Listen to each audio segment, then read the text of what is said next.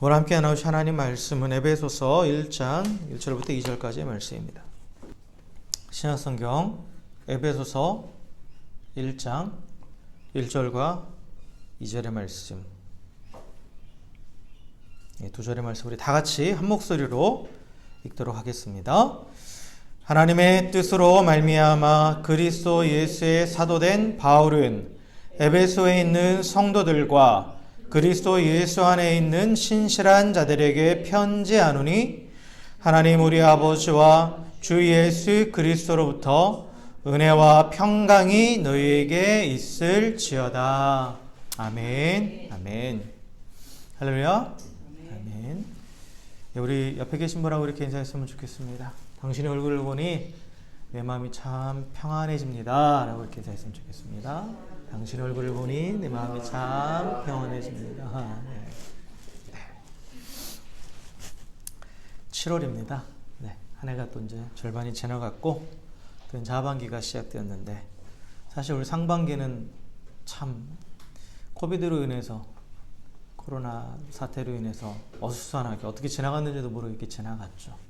이럴 때 우리가 더욱 또 이제 정신을 차리고, 또 마음의 끈을 동여매고, 이제 하반기를 잘 이렇게 살아감으로써 또 올 한 해를 하나님 앞에 또 복된 그런 시간들로 우리가 보내기를 주의 이름으로 축원합니다. 네. 그래서 오늘 이제 하반기 첫 번째 말씀으로 무엇을 나눌까 하다가 다시 한번 우리의 정체성에 대해서 한번 다시 살펴봤으면 좋겠다라는 생각이 들어서 그런 마음을 주셔서 오늘 이 에베소서 1장 1절부터 2절까지의 말씀을 통해서 우리의 정체성, 특별히 성도라는 이름이 가지고 있는 의미와 그리고 성도가 누구인가, 그리고 어떻게 우리가 성도로 세워져 가는가에 대한 부분들에 대해서 함께 나눠보고, 그래서 우리가 온전한 성도로서 이제 2020년의 하반기 또한 우리 남은 삶, 모든 삶의 순간 가운데에 온전한 성도의 삶을 살아가기로 결단하는 그러한 시간 되기를 바라면서 이 말씀을 함께 나누고자 합니다. 네. 에베소서는 이제 편지죠. 편지입니다. 그래서 에베소 교회에 쓴 바울의 편지죠. 그래서 시대상으로는 뭐 주후 60년에서 62년경에 바울이 이제 로마 감옥에 갇혀 있을 때 쓴 편지라고 알려져 있죠. 그래서 우리가 감옥에서 쓴 편지들에서 우리가 옥중서신이라고 부르는데, 그게 에베소서, 빌립보서, 골로새서, 빌레몬서, 이 네 권의 책이 이제 옥중에서 쓴 책이죠. 그래서 이 편지는 보면 사도 바울이 썼죠. 예, 사도 바울이 썼습니다. 편지에는 발신자가 있고 수신자가 있잖아요. 누가 썼느냐가 있고 받는 사람이 누구냐라는 건데, 편지를 쓴 사람은 바울이고 받는 사람은 바로 오늘 1절에 나온 에베소에 있는 성도들과 그리스도 예수 안에 있는 신실한 자들, 이렇게 되어 있죠. 그렇죠? 그건 결국은 한 말이에요. 성도라는 말이에요. 성도들에게 썼다라는 거죠. 성도. 근데 그 성도가 그리스도 예수 안에 있는 신실한 자들이다라는 그런 뜻입니다. 예. 그래서 성도에게 쓴 거예요. 그래서 오늘날 우리 그리스도인들 가리키는 우리 스스로도 우리가 성도라고 그러죠. 성도. 그래서 사실 뭐 이 편지를 쓸 당시에는 당연히 이제 에베소에 있는 성도들에게 쓴 편지지만, 그러나 성경은 어떤 시간과 공간을 초월해서 우리에게까지 적용되는 말씀이기 때문에 동시에 오늘날 이 땅 가운데 성도로 살아가는 우리에게 쓴 편지라고 우리가 그렇게 볼 수 있습니다. 그래서 바울은 그리스도인으로서, 특별히 성도로서 우리의 정체성이 무엇인지 분명하게 가르쳐주고 있어요. 그래서 바울이 이 교회에 속해 있는 사람들, 우리가 흔히 뭐 신자라고도 그리고 하고 또 뭐 교인이라고도 하고 여러 표현들이 있죠. 근데 제가 가장 좋아하는 표현은 성도입니다. 성도. 그리고 가장 확실하게 우리의 정체성을 보여주는 표현이에요. 그래서 성도가 누구인가, 그리고 그 성도가 어떠한 정체성을 가지고 있고, 그리고 성도가 어떠한 삶을 살아가야 되는지에 대해서 이 함축적으로 오늘 이 인사말 가운데에 분명하게 보여주고 있어요. 그래서 이 두 절의 말씀을 통해서, 특별히 1절의 말씀을 중심으로 해서 우리 성도의 정체성에 대해서 한번 살펴보도록 하겠습니다. 자, 먼저 첫 번째로 오늘 바울이 이 1절의 말씀을 통해서 무엇을 우리 가운데 말해주냐면, 모든 그리스도인은 다 뭐다? 성도다라는 거예요. 다 성도다. 모든 그리스도인은 성도라는 말이에요. 성도. Holy people 이렇게 돼 있죠. 이런 홀리 피플이라는 거죠. 그래서 이 성도라는 말이 원래 가지고 있는 뜻이 뭐냐면 헬라어로 하기오스라는 말인데, 헬라어로 하기오스라는 말은 무슨 뜻이냐면 거룩한 무리, 거룩한 사람들이란 그런 뜻이에요. 그러니까 한자말 표현이 똑같죠. 한자로 성도가 거룩할 성자에다가 도자는 무리 도자예요. 그래서 거룩한 사람들, 거룩한 무리라는 거죠. 그러니까 사람들은 사람들인데 어떤 사람들이다? 거룩한 사람들이라는 거예요. 그래서 모든 그리스도인들은 뭐다? 거룩한 사람들이라는 거죠. 거룩한 사람들이라는 거예요. 그렇다면 이제 거룩의 의미를 알아야겠죠. 이제 거룩에는 우리가 거룩이라는 단어는 참 많이 쓰는 단어죠. 많이 쓰는 단어예요. 하나님은 거룩하신 분입니다. 뭐 거룩 찬양도 많이 하고, 그쵸? 거룩이라는 말이 있습니다. 홀리라는 말은 원래 소극적으로는 어떤 의미를 가지고 있냐면 악으로부터 분리되다라는 그런 뜻을 가지고 있어요. 악으로부터 분리되다. 이게 이제 소극적인 의미고, 적극적인 의미는 본질적이고 완벽한 순결함을 말하는 게 거룩이에요. 그래서 악으로부터 분리돼서 본질적이고 완벽한 순결한 상태, 이게 바로 거룩입니다. 거룩. 이게 바로 거룩이에요. 그럼 성도는 거룩한 무리라고 그랬어요. 거룩한 사람들이라고 그랬어요. 그렇다면 성도는 어떤 사람이냐? 세상의 악으로부터 분리되어 있다는 거죠. 세상의 악으로부터 구별되어 있다는 그런 의미를 가지고 있어요. 또한 거룩하신 하나님의 그 거룩하심을 본받아서 본질적이고 완벽한 순결함을 추구하는 자들이에요. 그래서 소극적으로 말했을 때는 세상으로부터 분리되어 있는 자들, 세상의 악으로부터 분리되어 있는 자들이 성도고, 적극적으로는 분리된 것에서 이제는 하나님께로 나아간다. 쉽게 표현하면 하나님의 거룩하심을 따라가는 자들, 그런 자들이 바로 성도라는 거죠. 그래서 우리가 이렇게 표현할 수 있어요. 이 세상을 살아가고는 있지만 세상에 속하지 않았다라는 거죠. 우리는 뭐 그 모든 성도들도 당연히 세상 가운데 살아가죠. 우리가 지금 살고 있는 세상 가운데 우리는 다 살아가고 있어요. 그러나 이 땅을 살아가는 각오는 있지만 이 땅에 속하지는 않았다라는 거예요. 누구에게 속해 있는 자예요? 하나님께 속해 있는 자라는 거죠. 하나님께. 그래서 이 땅과는 분리되어 있고 하나님과는 연결되어 있는 자들이라는 뜻이에요. 하나님과는. 그리고 원래 이 거룩이라는 단어는 히브리어에 보면 이제 코람데오, 뭐 이렇게 하나님 앞에서 이런 의미를 가지고 있는데, 어느 때 많이 쓰였냐면 그 레위기나 출애굽기 이렇게 쭉 보면, 율법에서 쭉 보면 하나님을 향한 기물들을 딱 만드는 것들이 있어요. 성막을 만들 때.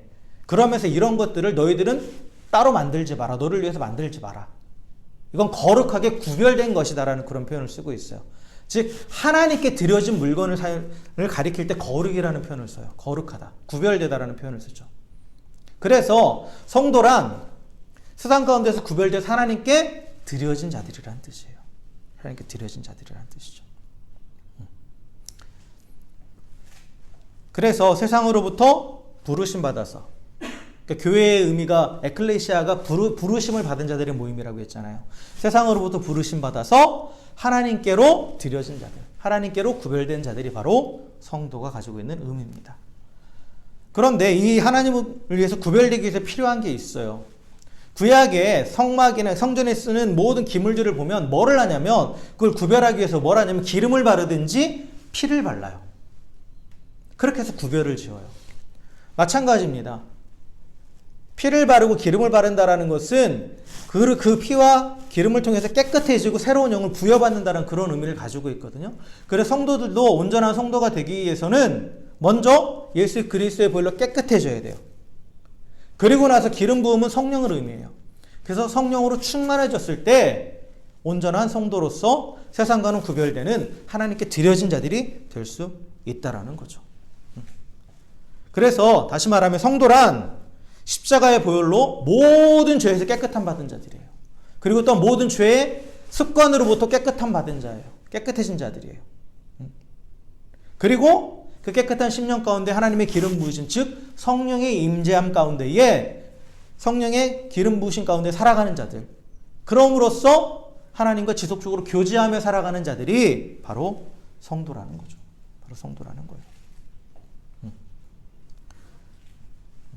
그래서 이 거룩이라는 단어, 거룩한 백성, 이 거룩의 의미를 잘 생각해 보면 사실 이 거룩은 한번 일회성 사건으로 끝나는 게 아니죠. 일회성 사건으로 끝나는 게 아니에요. 지속적인 어떤 상태를 말하는 거예요. 그러니까 한번 거룩해졌다고 끝이 아니라 그 상태를 지속적으로 유지해야 되는 거죠. 그래서 한번 피로 씻는 걸로 끝나는 게 아니라 성령의 충만함을 지속적으로 받아야 되는 거예요. 지속적으로.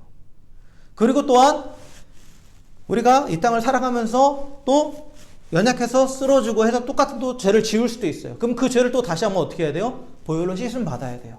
그리고 다시 성령의 충만함을 받아야 돼요. 그래야 되게 지속적인 상태, 지속적인 어떤 과정을 얘기하는 거죠.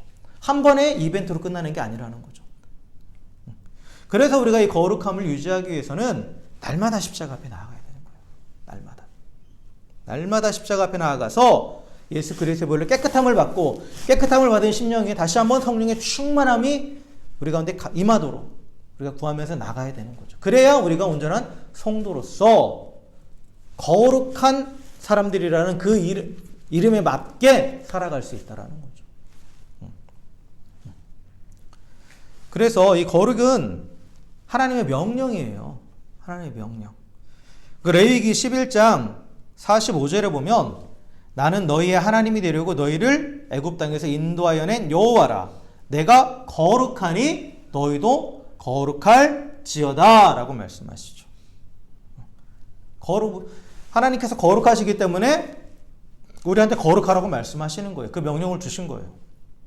근데 왜 거룩하라고 말씀하셨어요? 왜? 그 앞에 나오는 부분. 나는 너희의 하나님이 되려고 너희를 애굽 땅에서 인도하여 냈다라고 하죠. 그러니까 하나님께서 우리를 구원하신 목적은 뭐라고요? 하나님이 나의 하나님이 되시기 위해서 나를 구원하셨다라는 거예요. 우리가 지지난주에인가요? 참된 복에 대해서 말씀드렸죠. 복은 뭐예요? 하나님과 연결이라고 그랬어요. 하나님과 연결. 즉 하나님과 관계라고 그랬죠. 하나님과 관계라고 했어요. 그래서 하나님이 바로 나의 하나님이 되시고 그리고 나는 하나님의 백성이 되고 하나님의 자녀가 되는 것. 그게 바로 진정한 복이라고 말씀드렸죠. 그게 진정한 복이에요. 즉 다시 말하면 하나님께서 우리한테 거룩하라고 말씀하신 이유는 뭐냐? 그 하나님과의 관계를 지속할 수 있게 하려고 그렇게 하신다라는 거예요. 왜 우리가 거룩해져야 하나님과 관계를 지속할 수 있느냐? 하나님은 거룩하신 분이기 때문에. 하나님은 거룩하신 분이기 때문에 우리가 거룩하신 하나님과 지속적인 교제를 누리기 위해서는 우리도 거룩해져야 된다라는 거예요. 그런데 우리가 그렇게 거룩해지면 이게 누구한테 좋은 거예요? 나에게 복이라는 거죠. 하나님과의 교제가 진정한 복이라고 했기 때문에. 결국 하나님께서 우리한테 거룩하라고 명령하신 것은 하나님을 위해서가 아니에요. 누굴 위해서요? 나를 위해서요. 우리를 위해서요. 우리를. 거룩하신 하나님과 지속적인 교제 안에서 참된 복을 누리게 하시려고 우리 보고 거룩하라고 그렇게 말씀하신 거죠. 그래서 구원받은 그리스도인들을 향해서 뭐라고 말하느냐? 너희는 거룩한 사람들이다 라고 말해요. 그 거룩한 사람들이기 때문에 그 거룩함 안에서 계속해서 하나님과의 교제를 누리고 그 안에서 참된 복을 누리는 자들이다 라고 바울이 선포하고 있는 거예요. 그래서 에베소에 있는 교인들, 에베소에 있는 구원받은 자들, 에베소에 있는 그리스도인들 이렇게 말하지 않고 에베소에 있는 성도들라고 지금 이렇게 말하고 있다는 거죠. 그래서 모든 그리스도인은 다 뭐라고요? 성도라고요. 성도. 뭔가 좀 특별해 보이는 사람만이 성도가 아니라 예수 그리스도를 구주로 고백하고 구원받은 모든 그리스도인들은 다 거룩한 백성이 되었습니다. 그래서 우리는 다 뭐예요? 성도예요. 성도. 평신도라는 말을 저는 좋아하지 않죠. 평신도라는 말은 성경에 없는 단어라고 그랬어요. 우리를 가리킬 때 스스로가 나는 평신도다 이런 말 하지 마시고 우리는 성도예요. 성도. 우리의 정체성은 성도입니다. 정체성을 분명히 알고 있어야 내가 누구인지 내 아이덴티티가 분명해야 거기에 맞게 사는 거예요. 거기에 맞게. 내가 나를 어떻게 정의하느냐에 따라서 삶이 달라지는 거죠. 그래서 우리가 성도라는 사실을 항상 자각하고 있어야 돼요. 그 세상에 살고 있지만 세상에 속하지 않은 자. 세상과 구별되어서 하나님께 드려진 자. 그래서 거룩한 삶을 살아가면서 지속적으로 하나님께 교제하는 그런 복을 누리는 자. 그러한 자가 성도고 내가 바로 성도다라는 거죠. 이 사실을 분명하게 인식하면서 성도로서의 정체성을 날마다 자각하면서 그 성도의 삶을 살아가시는 저 여러분들에게 주의 이름으로 간절히 축원합니다. 자, 오늘 말씀하는 또 두 번째로 바울이 무엇을 우리에게 가르쳐주냐면, 그러면 성도가 어떤 자냐? 성도는 신실한 사람이라는 거예요. 신실한 사람. 그래서 우리가 신실하다라는 말은 이제 두 가지 의미를 가지고 있습니다. 두 가지 의미를 가지고 있어요. 우리가 흔히 저 사람 신실해라고 할 때, 두 가지 의미를 다 우리가 이제 내포하면서 그 중에 하나를 가지고 얘기하는 경우들이 있어요. 첫 번째는 뭐냐면, 신실하다 그때 이 사람이 믿음이 충만하다라는 그런 의미를 가지고 있어요. 믿음이 충만하다라는 거 뭐예요? 믿음을 가지고 하나님을 온전히 신뢰하는 자라는 거죠. 그래서 영어로 표현하면 intrust라고 말할 수 있어요. 하나님을 철저하게 신뢰하고 맡기는 삶. 그래서 이 믿음이 충만하다. 그리스도인 성도는 믿음이 충만하다고 했을 때, 그러면 그 믿음이라는 거 분명하게 대상이 있다고 그랬죠. 그렇죠? 대상이 있는 거예요. 무엇을 믿느냐? 무엇을 믿는 거예요? 예수 그리스도를 믿는 거예요. 예수 그리스도를 믿는 거고, 또한 그 예수가 하나님의 아들이시고, 그리고 또한 나를 구원하시기 위해서 이 땅 가운데에 하나님이신 예수님께서 인간으로 오셨고, 그리고 이 땅 가운데 인간과 똑같이 살아가셨고, 그리고 우리의 모든 죄를 담당하신 십자가에서 죽으셨고, 그리고 3일 만에 부활하셨고, 그리고 다시 하늘에 오르셨다가 이제 재림하신다. 심판주로 다시 오신다. 그래서 예수님이 다시 오시는 그때는 세상의 끝이고 그때는 심판이 있다. 라는 것을 믿는 거예요. 그것을 믿는 거예요.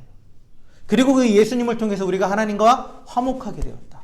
하나님과 평화가 이루어졌다. 예수님이 십자가의 속죄와 화목의 사역으로 인해서 우리 하나님과 화목하게 되었기 때문에, 평화를 누리게 되었기 때문에 하나님이 나의 아버지 되시고 나는 그의 자녀가 됐다라는 것, 그것을 확실히 믿는 거예요. 그래서 하나님을 의지하며 신뢰하며 사는 것, 그러한 자를 우리가 신실하다라고 말하죠. 그런 자를 신실하다. 우리가 흔히 말하는 믿음이 좋다라는 표현인데, 믿음은 좋고 나쁨은 없어요. 사실 믿음은 있고 없느냐의 차이지. 근데 충만한 건 좀 다른 거예요. 믿음을 따라 살아가는 거죠. 믿음을 따라. 그래서 신실하다 했을 때는 믿음이 충만한 거예요. 믿음을 따라 사는 사람을 말하는 거예요. 그 믿음을 따라서 믿음대로 살아가는 사람. 그리고 또 두 번째로 이 신실하다라는 말이 가지고 있는 뜻은 뭐냐면, 성경에 보면 미쁘다라는 말이 있어요. 미쁘다.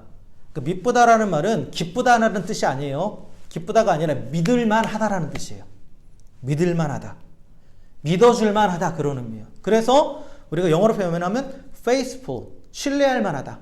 그런 뜻이죠. 그러니까 성도는 신실하다고 했을 때 두 번째로 이 의미는 뭐냐면 그 성도를 믿어줄만 하다라는 거예요. 그 사람을.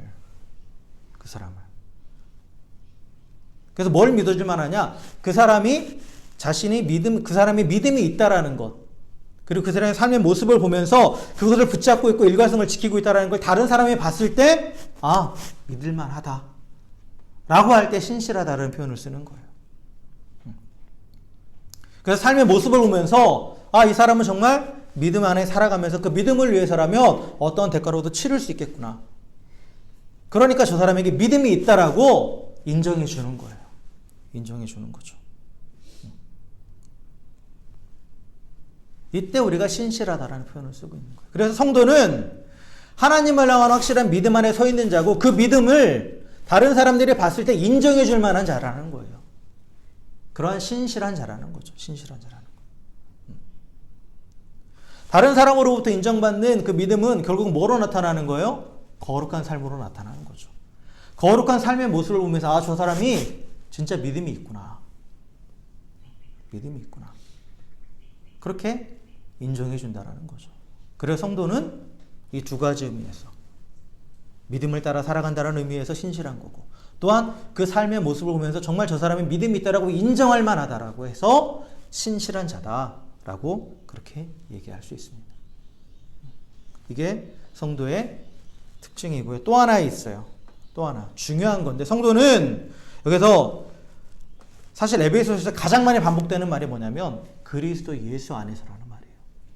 그리스도 예수 안에서, 그리스도 안에서. 그의 아들 안에서. 이런 식으로 계속해서 반복돼요. 근데 성도는 그리스도 예수 안에 있다라는 거예요. 그리스도 예수 안에 있다. 그래서 in Christ. 성도는 그리스도를 믿는 사람일 뿐만 아니라 실제적인 의미에서 그리스도 안에 있는 자라는 거죠. 그리스도 안에 있다. 그리스도 안에 있다라는 것은 belong to Christ. 하나님께 그리스도에게 속해 있다라는 거예요. 속해 있다. 그리고 그리스도와 연합해 있다. 하나 되어 있다라는 거죠. 예수님이 하나됨에 대해서 되게 많이 강조하셨잖아요. 하나됨에서 내가 너 안에, 네가 네 안에. 그래서 우리가 그리스도 안에, 그리스도께서 내 안에. 그래서 온전히 하나 되어 있는 자. 그게 바로 성도다라는 거죠. 그래서 내가 그리스도 안에 있기 때문에 그리스도 안에 있다는 어떤 것을 의미하냐면 예수님께서 하신, 그리스도께서 하신 모든 일이 곧 나에게 해당되는 거예요. 나에게 해당되는 거예요. 내가 그리스도 안에 있으니까. 예수님이 십자가에 못 박히실 때 나도 예수님과 십자가에 못 박힌 거예요. 같이. 예수님이 죽으실 때 우리도 그와 함께 죽은 거예요. 예수님이 무덤에 장사되셨을 때 우리도 그와 함께 무덤에 장사된 거예요. 그리고 예수님이 부활하셨을 때 우리도 그와 함께 부활한 거라는 거죠. 예수님의 모든 일들이 나에게 적용된다라는 거예요. 그게 곧 나에게 해당되는 일이라는 거죠. 이게 그리스도 안에 있다라는 뜻이에요. 그래서 사도 바울은 이것을 이렇게 표현했어요. 갈라디아서 2장 20절에서 내가 그리스도와 함께 십자가에 못 박혔나니 그런즉 이전에 내가 사는 것이 아니요 오직 내 안에 그리스도께서 사시는 것이라. 이제 내가 육체 가운데 사는 것은 나를 사랑하사 나를 위하여 자기 자신을 버리신 하나님의 아들을 믿는 믿음 안에 사는 것이라. 이렇게 말하죠. 그리스도와 함께 하나 되어서 그리스도 안에서 십자가에 못 박혔고 죽었고 그리스도와 함께 살아나서 지금 살아가고 있다. 라고 이렇게 말하고 있죠. 이게 그리스도 안에 있다라는 말이 정말 중요한 의미를 가지고 있어요. 사실 예수님이 십자가에 못 박힌 것과 나하고는 어떤 상관이 있어요? 객관적으로 봤을 때는 내가 못 박힌 게 아니잖아요. 예수님이 부활하신 것과 나하고 무슨 상관이에요? 그런데 그 예수님이 하신 그 모든 것과 우리가 나와 동일시하는 이 단어가 바로 그리스도 안에서라는 말이에요. 그리스도 안에서. 그래서 그리스도 안에 있는 자는 죄로 인해서 율법의 저주 아래 있던 옛사람이 그리스도와 함께 십자가에 못 박혀 죽은 거예요. 로마서 7장 4절과 6절에 보면 이렇게 말합니다. 7장 4절에 보면 그러므로 내 형제들아 너희도 그리스도의 몸으로 말미암아 율법에 대하여 죽임을 당하였나니 라고 말해요. 그리스도의 몸으로 말미암아 예수님이 십자가에서 죽으심으로 말미암아 우리도 율법에 대해서 죽었다라는 거예요. 또한 6절에 보면 이제는 우리가 얽매였던 것에 대해서 죽었으므로 율법에서 벗어났다라고 말하죠. 벗어났다라는 거예요. 예수님이 십자가의 죽으심이 나의 죽음이기 때문에 더 이상 율법이 나를 지배하지 못한다라는 거죠. 그 율법에서 해방되었음을 얘기하는 거예요. 또한 예수님의 십자가의 죽으심이 우리에게 또한 어떤 의미가 있냐. 내가 예수 그리스도 안에 있을 때 그 십자가의 죽으심은 나의 죄의 문제가 완전히 해결됐음을 말하는 거죠. 그래서 골로새서 1장 14절에서 그 아들 안에서 그 아들, 이게 예수님이죠. 그 아들 안에서 우리가 속량, 곧 죄사함을 얻었도다. 그리스도 안에서 우리가 죄사함을 얻은 거예요. 죄 문제가 다 해결됐다라는 거죠. 그리고 또한 그리스도 안에 있을 때 그 부활이 우리의 것이 된다고 그랬죠. 부활과 함께 우리가 새 생명을 얻는다고 그랬어요. 그래서 고린도후서 5장 17절에 보면 그런즉 누구든지 그리스도 안에 있으면 새로운 피조물이라. 이전 것은 지나갔으니 보라 새 것이 되었도다 라는 거죠. 그러니까 그리스도의 부활의 의미가 뭐냐? 예수님이 부활하신 예수님이 죽고 살아나신 이게 아니라 이것만으로 끝나는 게 아니라 나도 그리스도와 함께 부활했기 때문에 내가 새로워졌다라는 거예요. 나는 새 사람이 되었다라는 거예요. 내가 새로운 피조물이 되었다라는 거죠. 그래서 새로운 피조물이 되었는데 그 새로운 피조물이 뭐냐? 그게 바로 우리가 하나님의 자녀가 되는 거예요. 갈라디아서 3장 26절에 너희가 다 믿음으로 말미암아 그리스도 예수 안에서 하나님의 아들이 되었으니 라는 거죠. 그래서 이 그리스도 안에 있다라는 말이 얼마나 우리 구원에서 가장 중요한 표현이라는 것을 우리가 알 수 있어요. 그리스도 함께 십자가에 못 박혔고 그렇기 때문에 율법의 저주에서 죄의 모든 문제가 해결되고 율법의 저주에서 해방되었고 그리고 그리스도와 함께 부활함을 통하여 우리가 새 생명을 얻게 되었고, 그리고 그 새 생명을 얻은 것은 새로운 신분으로 변화되었다라는 거죠. 그리스도 예수 안에서 뭐가 되었다? 하나님의 자녀가 되었다 하는 거예요. 이게 다 어느 때 일어나느냐? 그리스도 예수 안에 있을 때. 그리스도 예수 안에 있을 때라는 거죠. 성도는 그래서 그리스도 예수 안에 있는 자라는 거예요. 그리스도 예수 안에서 모든 저주의 영역에서 벗어나서, 죄와 저주의 영역에서 벗어나서 다시 하나님과의 온전한 관계 안으로 들어갔다라는 거죠. 참된 복을 누리는 그러한 사람이 됐다라는 거예요. 저번에 말씀드린 것처럼 궁극적인 복은 뭐라고요? 물질적인 은혜가 아니라 하나님과 관계라고요. 하나님과 관계. 하나님과 관계 안에 살아가는 것이 바로 하나님의 복이라고 그랬죠. 저주는 그의 반대 개념이라고 그랬어요. 그래서 예수 그리스도 안에 있을 때 우리는 하나님과의 관계에서 벗어나 있는, 끊어져 있는 그런 저주의 상태에서 다시 하나님과 관계가 연결되어 있는 그런 복된 상태로 변화되었다는 거죠. 예수 그리스도 안에서 죄의 문제가 완전히 해결되어서 다시 하나님과 연결되었고, 이제 성령의 임하심을 통해서 영원히 우리가 하나가 된 거죠. 영원히 우리가 하나가 되었다라는 거예요. 그래서 성도는 어떤 자냐? 그리스도 예수 안에서 하나님과 하나 된 자라는 거예요. 하나님과 하나 된 자.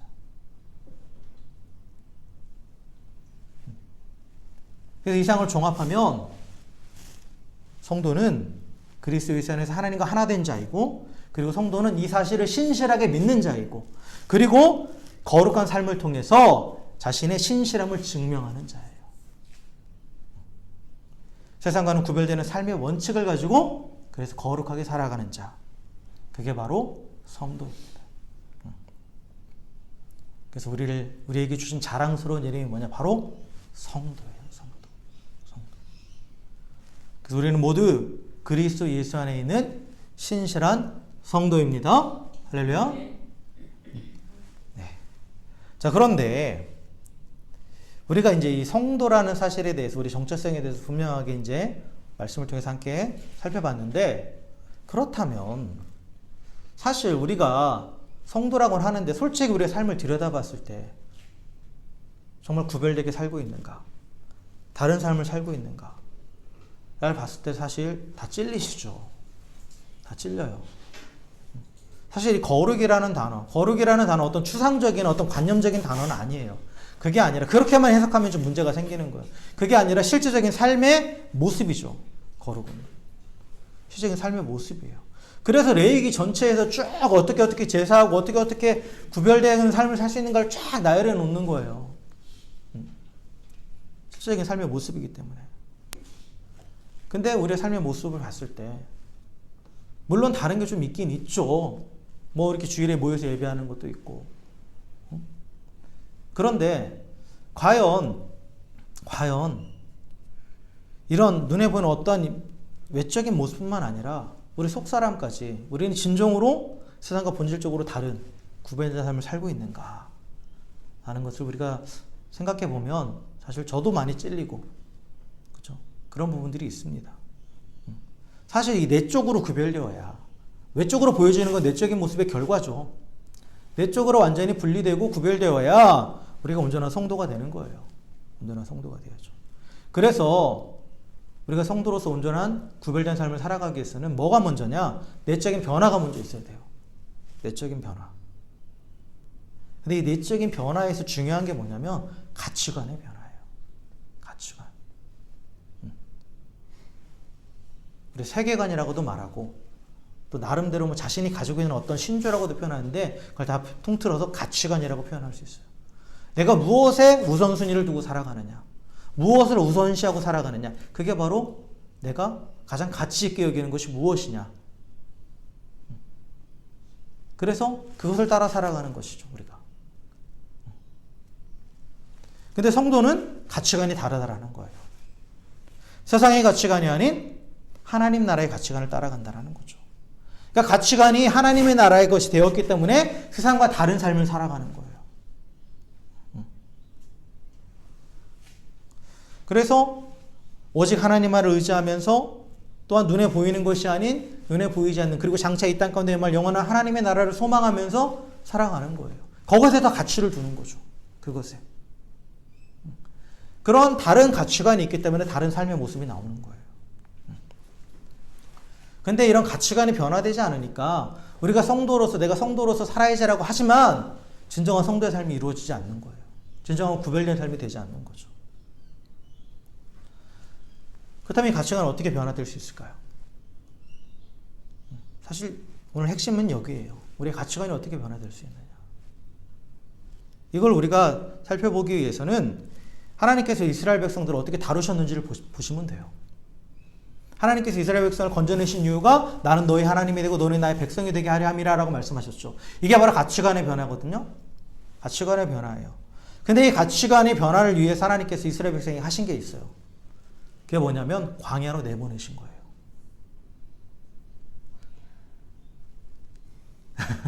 한숨을 쉬시는 분이 계신데 광야로 내보내신 거예요. 광야로. 하나님께서 이스라엘 백성을 출애굽에서 요즘 우리가 아는 텔레포트 해가지고 가나안 땅으로 보내실 수 없었을까요? 보내실 수 있었죠. 그리고 그냥 그때 당시 육로로 걸어가도 몇 달이면 걸어갈 길이에요. 한 달 반이라고 그러던가 그럴 거예요 아마. 근데 2년 반을 걸려요. 처음에. 그랬다가 다시 불순종해서 40년이 걸리죠. 다 합쳐서. 그러나 원래 하나님의 계획은 2년 반이었어요. 2년 반. 2년 반을 광야에서 보내게 하세요. 하나님께서.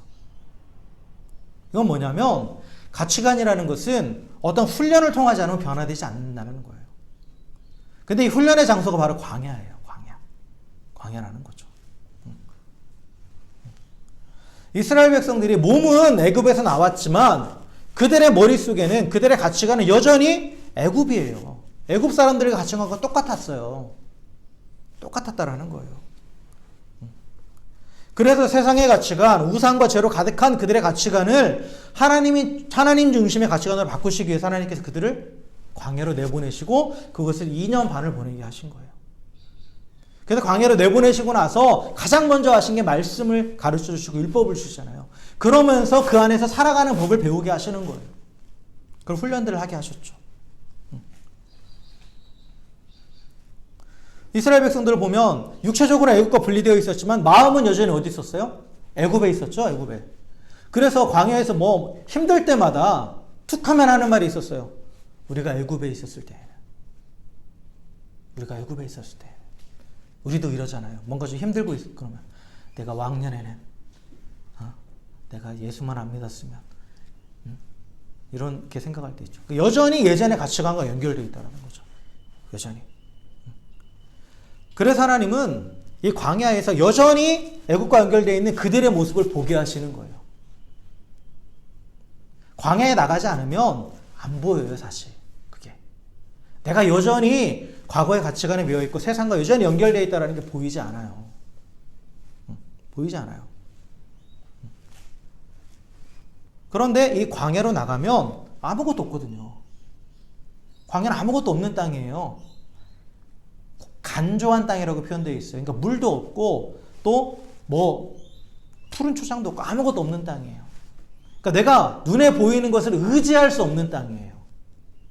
여러분 세상의 가치관은 쉽게 말하면 눈에 보이는 것을 의지하는 거예요. 눈에 보이는 것을. 내가 경험한 것을 의지하는 거예요. 그것이 나에게 가치관으로 형성이 되어 있어요. 우리는.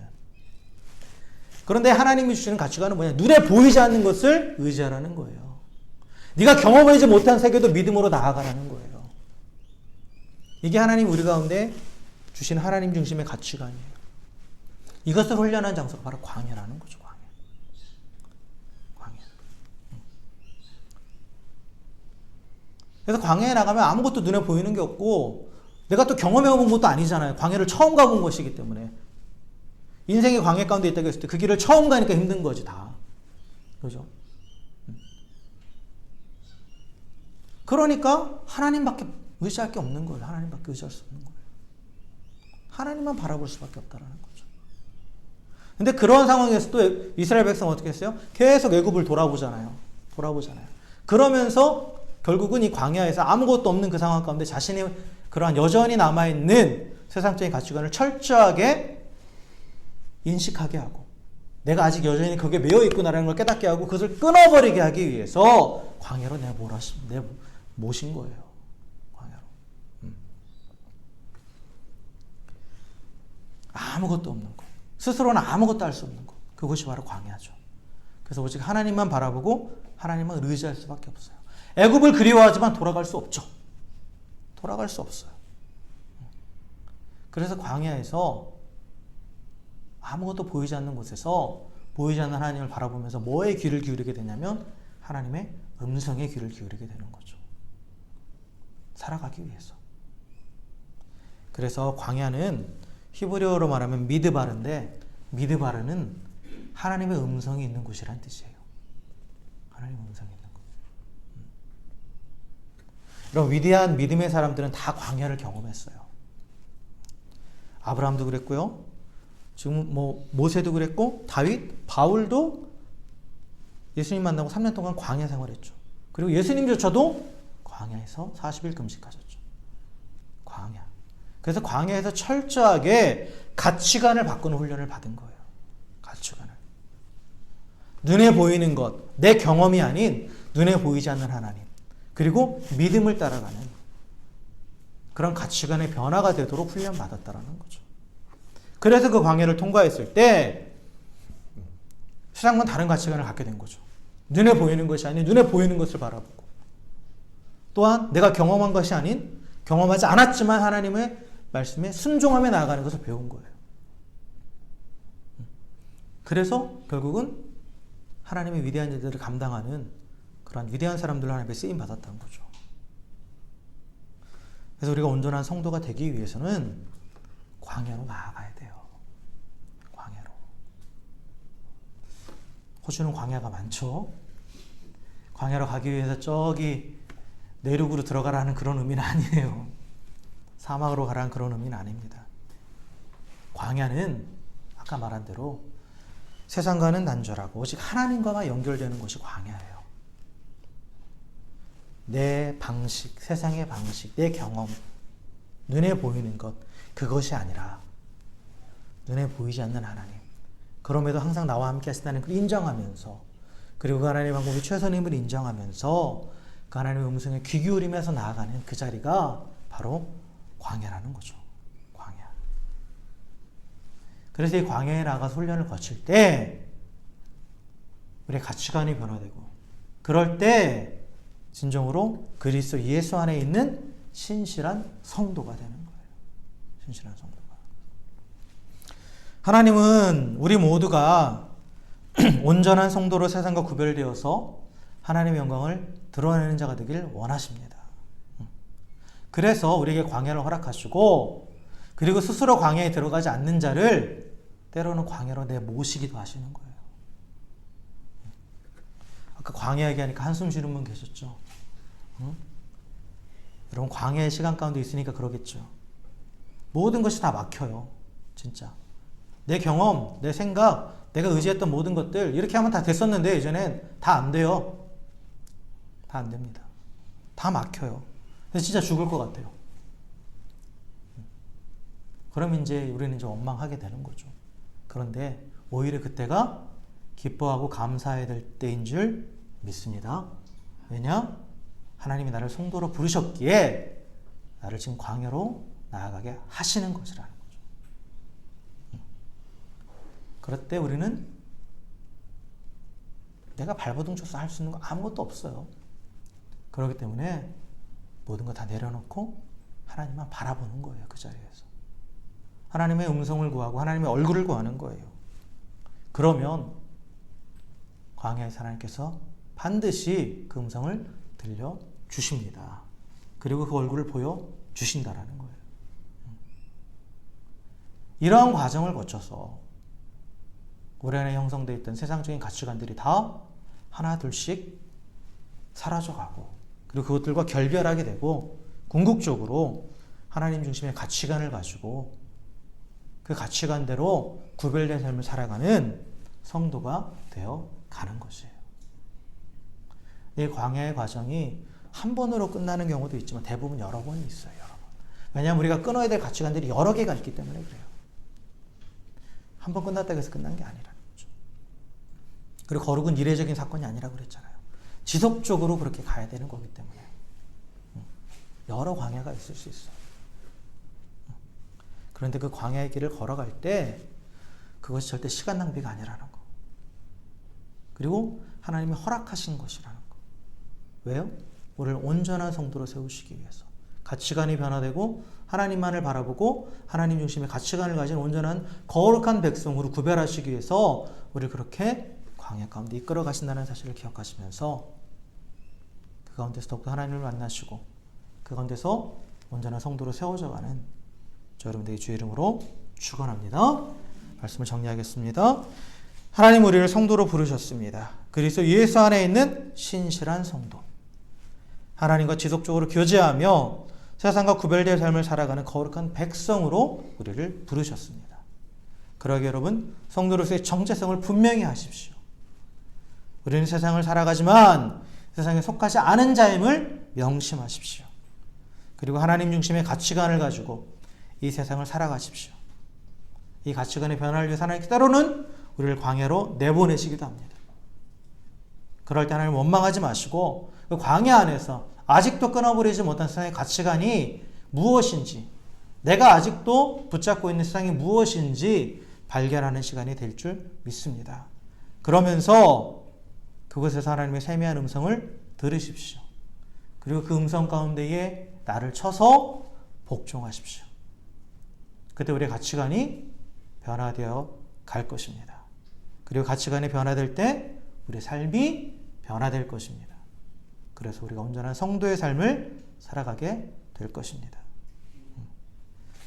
그리고 우리가 온전한 성도의 삶을 살아갈 때, 거룩하게 하나님과 교제할 때 주시는 것이 무엇이냐? 은혜와 평강이에요. 그 은혜와 평강이 우리 삶 가운데 넘치게 될 것입니다. 그렇게 은혜와 평강 가운데 살아갈 때 사람들은 우리의 그 신실한 모습을 보면서 하나님을 보게 될 것이고, 그래서 또 우리의 삶에 하나님을 증거하는 우리의 본연의 목적에 맞는, 그래서 진정으로 행복한 삶을 살아가게 될 줄 믿습니다. 우리가 온전히 그리스도 예수 안에서 신실한 성도의 삶을 살아가는 저와 여러분 우리 모두가 되기를 다시 한번 주의 이름으로 간절히 축원합니다. 기도하겠습니다.